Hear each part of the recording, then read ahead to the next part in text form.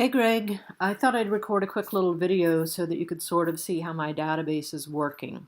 So I just have different layouts that I'll be going through, but in this layout I just basically show the numbers that I generated. So every number in here is a consecutive number, or it consists of consecutive digits, not necessarily in order.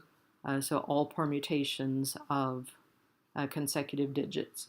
Then these fields split out the digits into individual fields just so that I could use them in some calculations. This counts the digits, and this criteria we'll talk about in just a minute. So generating this list is what's taken the time.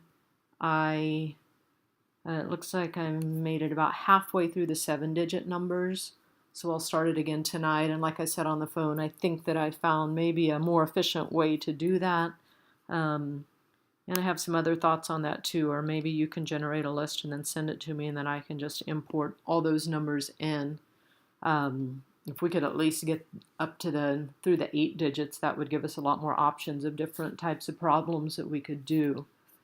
So anyway, the way it works, and this is kind of a simplified version because there are a lot of different calculations and fields and a couple of scripts that make this work.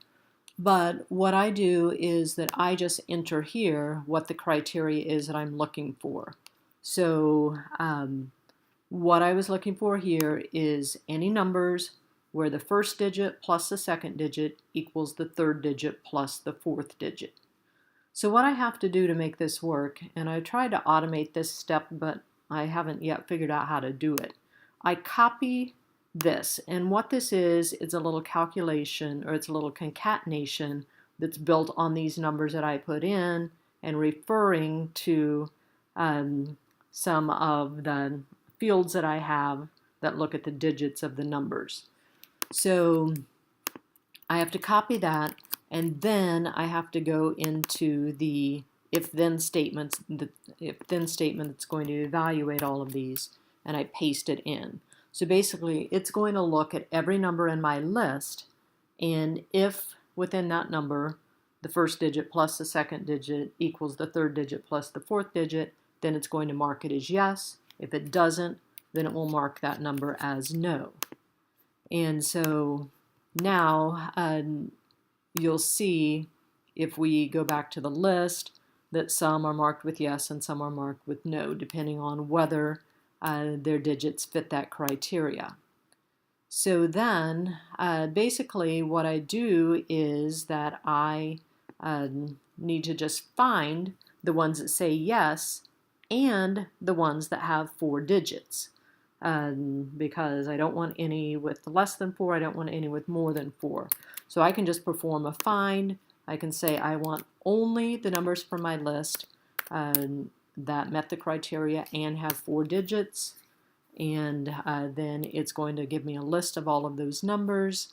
And then I have a different layout that will show it to me in the format that I wanted. So, so here's my list. 1 plus 2 equals 0 plus 3. 5 plus 6 equals 4 plus 7.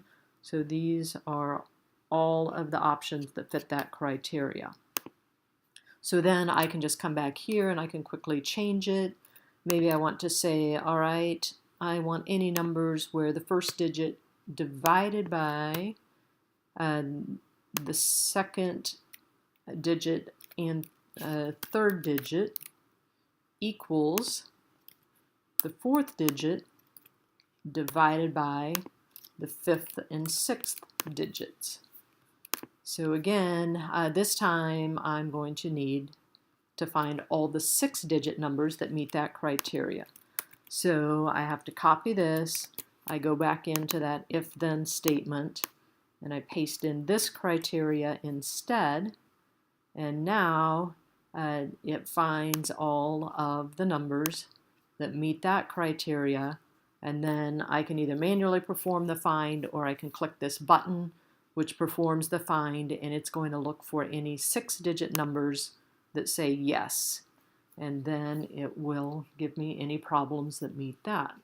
So now I know that this is my entire list of numbers that meet that criteria. So I can do that with any number. I can have up to 1, 2, 3, 4, 5, 6 operators, and I think up to 7 different number sets. And so it works pretty well.